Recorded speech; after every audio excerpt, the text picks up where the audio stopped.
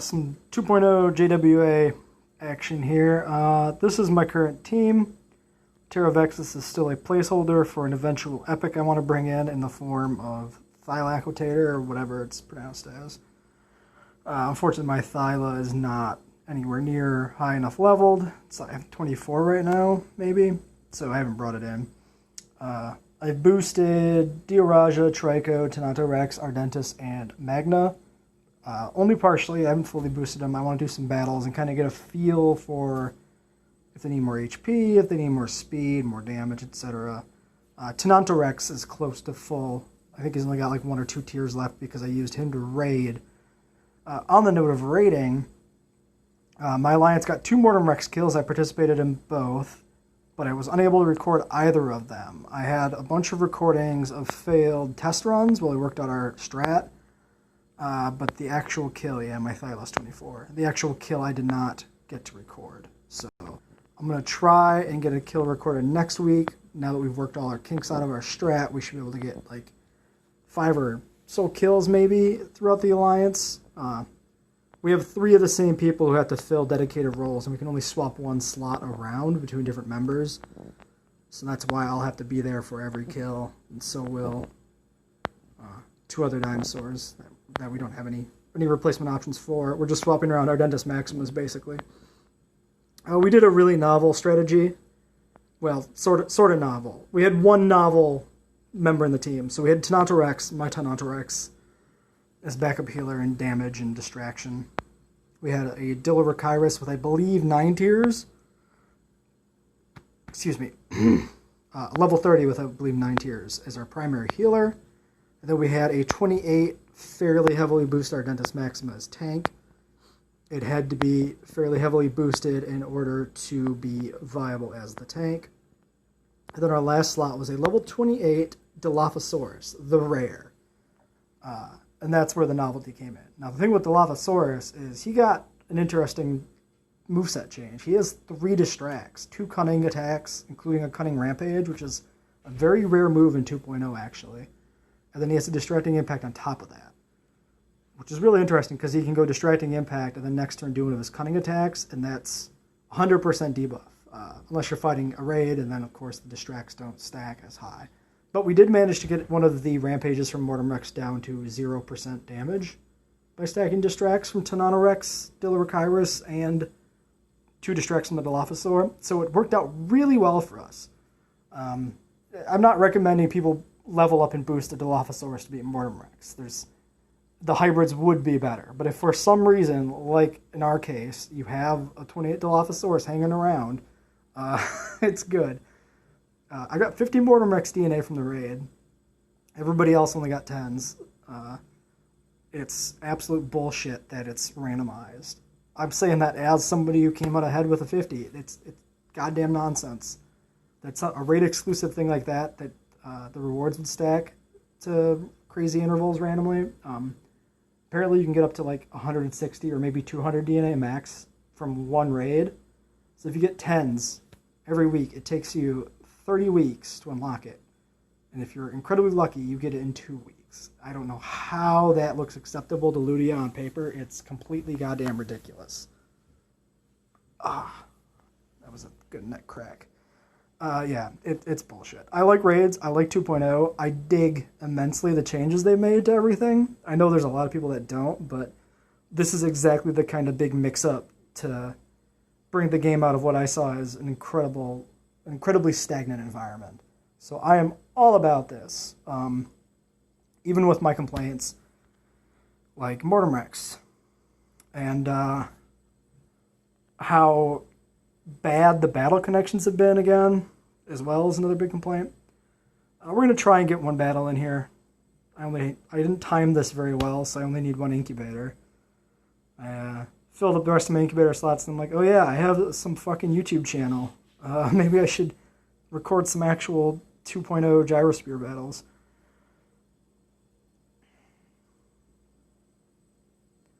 So yeah, about half of my battles have been timing out, so. Oh man, it's gonna go down to the bot timer. I don't really want to fight a bot.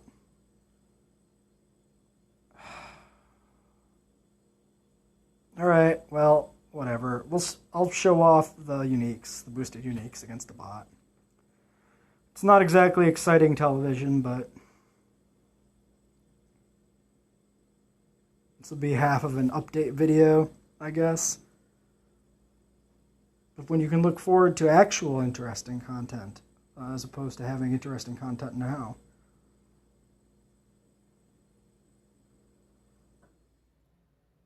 Let's throw out Tenonta Rex. He's got an interesting moveset. I can just kind of talk about their movesets a bit and whatnot and thoughts. So this Tenonta Rex, 3,233 base damage right now with the boosts. His old base damage pre-reset was 2,450, I think, with like a similar amount of HP. He had more speed then. Unfortunately, I don't have much to dedicate to speed because I've had to push his boosts pretty high to make sure the raids worked out the way I wanted them to. His backup healing was pretty important because the Diloricyrus was not heavily boosted. Yeah, so I just destroyed those two guys there. I'm not going to get a chance to talk about anything else. The really nice thing he has is, so he's not immune to slow, right? Which sucks. The key we're going to get slowed, right? So this is a chance to show that off. He did pick up some resistances, though. Swap prevention, stun, vulnerable. The only one of those that really matters much is stun. 67% swap prevention is just a trap. Like, oh, I can probably swap safely out of here, but maybe not and lose a turn completely. I guess if you're going to die anyway, it doesn't really matter. But for tactical swapping to like save Tenonta Rex from a poor matchup, it's not great. So, we've been slowed. The fun thing that happens here is if you're faster than the target and they slow you and you don't get killed, he has a heal now, which cleanses and then restores his speed, giving him priority again. So what I probably want to do with Tenonta Rex is try to make sure he's in a position that he can beat a lot of the tanks in the meta by going for like a distract. Then he probably gets slowed, and then he heals, regains his speed priority, and fires off a DSR, something like that. And that should leave him not just killing the tank or whatever that he's supposed to be killing, but actually in a position where he's not going to be setup fodder because he got the heal and then immediately DSR'd. It probably doesn't work against Ardentis Maxima, just because Greater Thegamizer into Rampage is 2 Rampages, and it probably just flat kills him. I mean, maybe not, because Ardentis Maxima is, I think, slightly vulnerable to distractions. I think that's true.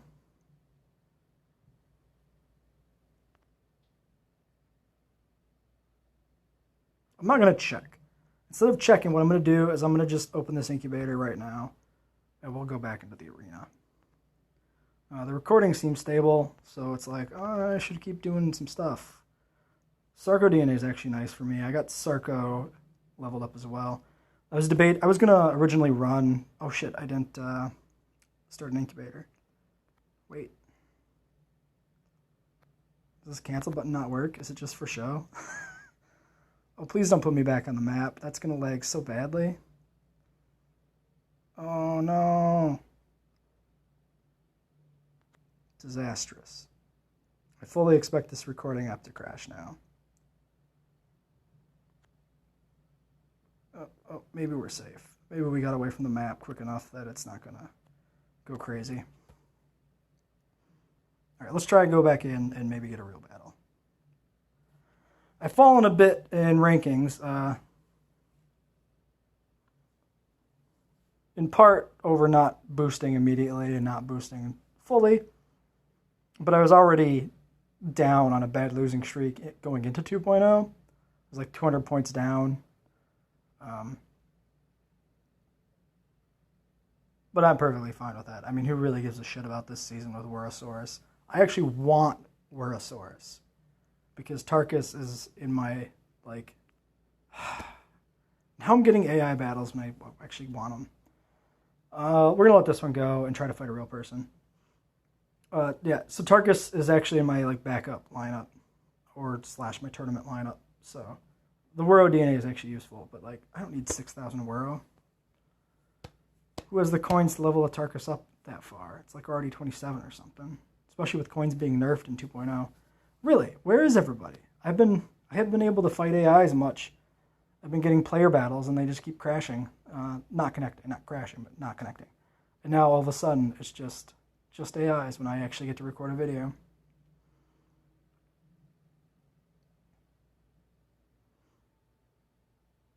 All right, well, I guess we'll fight an AI.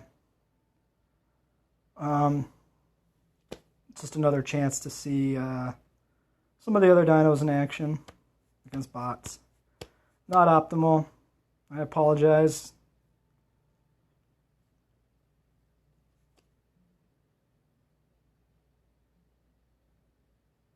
I mean, the odds are likely that if we did fight a real player, we'd just have to wait for a minute for it to time out and go back.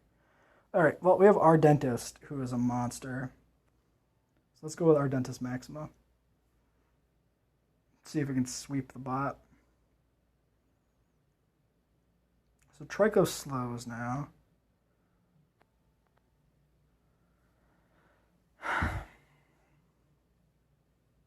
Doesn't really matter. Do we have full slow resistance on our Dentist? I don't even remember. It's so hard to keep track. Yeah, it looks like we got full. Yeah, it can't be slowed at all. 75% distraction. Yeah, so Tanato Rex might be able to actually beat an Ardent. As long as it doesn't crit. I mean, if it crits, there's no way. There's just no way. And mine is probably a bit overboosted on HP compared to what I've been seeing.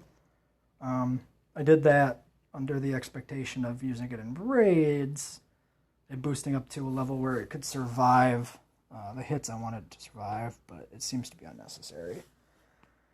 But I think it's fine. A lot of the Ardents I've seen go with a fairly decent speed level and then really high damage and lacks on the HP. The problem with that is speed ties, and I tend to boost my dinosaurs where I'm on the slower side because I just lose speed ties all the time anyway. So why even try to win speed? Why dedicate boosts to speed if I lose every speed tie I ever get into? There's no reason to. So the only question basically is how many boosts do I want to dedicate to speed to beat things in that speed range? Tanato Rex, Ardentis, just flat out. Yeah, so that's going to just sweep here without taking hardly any damage. It's an absolute monster. This is an important thing if you haven't caught this yet. The instant invincibility that Trico, Dioraja, and Ardentis have. This move, it lasts one turn for 2 attacks. And the turn starts when you do your attack and ends when you do your next attack. Which means if the opponent is faster than you, you can go with your instant invincibility, block 2 of their attacks, their attack for that turn, and then their first attack for the next turn, and then you take your attack because you're slower. And it's really crazy. Completely invalidates things like Urla Dominus and Orligospix because they can't do anything against any of those 3 big tank guys. So it's really looking like we're going to be in a tank-centric meta with those 3 in particular because the shields is... I've been talking too much. Shields is a big thing. And the even worse, Urladom and Monomimus and some other speedsters can all be slowed now. So what happens is, let's go through the Urladom matchup, right? Urladom comes out, say it goes for a cloak or a rampage. Doesn't matter. If it goes for the cloak, it goes before our Dentist's priority move because it's faster. If it goes for the rampage, it goes after the priority move. Actually, well, if it goes for the cloak, you only block the 1 attack. Sorry, I misspoke there. So let's go back to the scenario where it rampages. So they go Rampage turn 1. You go Instant Invincibility. You'd have to have been out of turn already, but my point stands, right? So you go Instant Invincibility. It goes off first because it's a priority move. Then the Rampage hits you. Then we go to the next turn. They're faster than you. They go attack. You go attack. Their attack resolves. Your shield is still up because your attack has not occurred yet. So your turn is not done until your attack goes off. This also works with sidestep.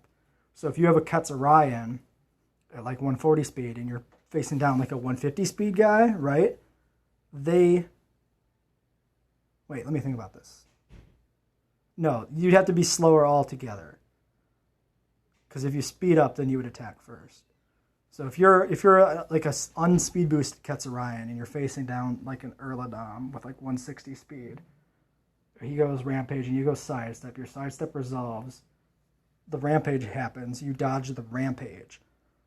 Then the turn goes to the next turn of the battle. The Erladom is still faster than you, even with the speed bonus from sidestep. He goes for like a minor speed up strike. You dodge it again because sidestep is still active because you haven't taken an attack. And then you do like a nullifying Rampage and just kill him. So there's an argument right now for not speed boosting Katsurayan too much. Because you get double sidesteps if you're slower and you have to stay slower. It's really janky. It's completely counter to how the game ran, and a lot of people say that it's a bug. But it's not. If you read the tooltip, it works precisely how the tooltip reads, because a turn is now defined as the interval between your current attack and your next attack. And that's when abilities expire. They expire based on the attack of the dinosaur that performed the ability. It's perfectly consistent. What it may be is not bugged, but unintentional. They may not have realized the consequence of the attacker being faster than the one dropping the shield, resulting in 2 attacks being blocked. They should have realized that. It's pretty obvious, I think, but it is possible they didn't. I fall under the point of view, my personal opinion on the matter is, I think it's intentional. And I think they just kind of underestimated maybe how prevalent it would be with everybody pulling out their Diorajas, Tricos, and Ardentis Maximas and completely like invalidating the Erladoms and Erlicospikes and Monominus, etc. So, yeah, I don't think it's entirely unintentional, and I don't think it's a bug. I mean, it's not a bug, period. It is not a bug. It is precisely how the tooltip says it should work. The only question is whether or not it's intentional. What else to talk about? What else have we learned? Not much. Magnapirator, and for that matter, Katsurayan got a stealth nerf that wasn't listed in the patch notes, which is that the nullifying moves have their cooldowns increased. Nullifying Impact is now cooldown 2, and so is Nullifying Rampage. Sucks. It's a decent nerf for both of them, but they're still good. I mean, the big thing is Magnapirator and Katsurayan are both speedsters that can actually break shields. Katsurayan obviously breaks it with the nullifying and not the actual shatter effect. I think they're both immune to speed decreases. Magna is, which if Magna was not immune to speed decreases, he wouldn't be viable anymore, I don't think. Magna's viability is in that it can beat or cripple Ardentis and Trico and Dioraj. I think it probably beats Trico and Dioraj, but I'd have to check the math. Still getting used to everything that changed in this update. Let's look at Katsurayan. Yeah, so Crafty Strike doesn't dodge as well. Like, the patch notes said it dodged. It doesn't. I don't think there's been any official announcement as to if that's actually a bug or if the patch notes were wrong, but he's still good, which is the thing. Like, his 2 offensive damaging moves are both worse than they were in the patch notes, and he's still just good. Like, Nullifying Counter is good on him because it means he stays faster than, like, Erladoms if you go the speed route. Swap and Dodge is still decent. Like, there's a lot of things that get rid of Dodge now, But the nice thing with swap and dodge is like you're not reliant upon it. It's just, oh, I can actually bring in Erladon or Katsurayan now because he has swap and dodge. You're not going to risk it unless your back is against the wall in a situation where you can't reliably dodge it. Okay, yeah, so he can be slow, right? So you sidestep to bring your speed back up, which sucks because you end up in the infinite loop of like sidestep versus what is it now, like resilient strike, the new superiority strike. So they slow you and you sidestep, and they slow you and you sidestep, and you have to decide when you're going to go for the rampage and hope they continue to slow you, because if they go for like their rampage, they kill you instead. It's a whole mind games thing. So that still happens, but yeah. Immune to distraction, immune to damage over time. The immune to damage over time actually seems really nice too on Katsurayan because it complements Ardentis Maxima and Trico and Dioraj really nice, because the big counter for them is bleeding. So if somebody's going to bleed them and go for a lethal wound, you're able to bring this guy in, dodge most of the damage from the lethal wound, and completely negate the dot. And that's really good. Like, if you're playing into your tanks, having Katsurayan to take out the bleeder if they pull it off is just fantastic. And then if they pull the bleeder out to preserve it to bring it back later to fight Dioraja, Trico, or Ardentis, you have a Katsurayan in play that just crafty striked whatever they swapped in to get their bleeder out, and then you have a nullifying rampage in the can ready to go. Like, you're taking a huge loss to pull out a Thylacitator in that scenario. So it's got just fantastic team play, even with both of its attacks being worse than they were in the patch notes. Yeah, and I'm running, like I mentioned before, I'm running the Vexus as a placeholder until my Thyla is online, which probably will be a long time, honestly, unless I get really lucky with some Marsupial Lion DNA, or we get like an event. Yeah. I'm looking at doing one Epic and one Legendary so I can diversify my team a little bit boost-wise for tournaments, instead of doing 8 uniques like I was before, which left me completely high and dry for tournaments. So Forasaur is what I'm looking at for a Legendary. Yeah, nothing else is really drawing my eye. I kind of like the idea of bringing Monomimus back, because if you go back to my really early videos, like, I really loved the shit out of that guy. Back, pre-billions and billions of nerfs. But he just doesn't work. He's much worse than Proceratomimus was in 114. Just because of the way the meta changed. He gets slowed and absolutely destroyed by Resilient Strike and Resilient Rampage, and it's everywhere. He's not viable. So it really leaves it between like Stegodeus and Carnotarchus and Forasaur and like maybe Draco. And Fora is probably the best of those, I think. And I've never had a chance to use a Fora. And I got really lucky with fuses, so I got him at 28 by burning all my Megasaur DNA. So might as well use them. Well, I think that'll be about it for this video. Unfortunately, the battles are pretty lame, all being bot battles, but it gives you a look at a peek behind the curtain at where my team is at and my thoughts on the update and the meta and whatnot. I don't know why I decided to go to the map. It's going to be just laggy and awful. Well, yep, I'll end this video here.